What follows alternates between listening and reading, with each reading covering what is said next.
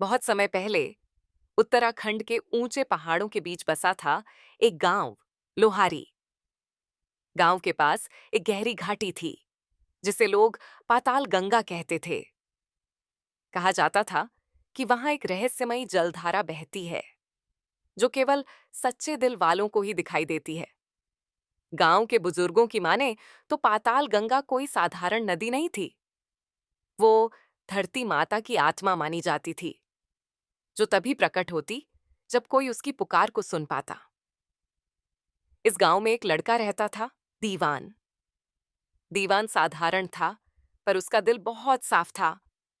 वो रोज खेतों में मेहनत करता, पेड़ों से बात करता और हर शाम घाटी की ओर जाकर दूर तक देखता।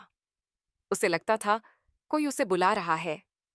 एक रात दीवान को सपना आया, एक स्त्री सफेद साड़ी में, जल से बनी आंखों के साथ कह रही थी, मुझे खोजो, मैं बहती हूं हर पत्थर के नीचे, मैं जागती हूं हर सच्चे मन में। सुबह होते ही दीवान घाटी की ओर भागा। लोगों ने रोका, कहा वहां जाना खतरनाक है, पर दीवान नहीं रुका। घाटी में पहुंचकर उसने अपनी आंखें बंद कीं और बस ध्यान से सुनने लगा। धीरे धीरे एक मीठी जलधारा की आवाज आई। उसने जमीन खोदनी शुरू की और कुछ ही देर में वहां से शुद्ध ठंडी नीली धार फूट पड़ी। गांव वालों ने पहली बार देखा पाताल गंगा।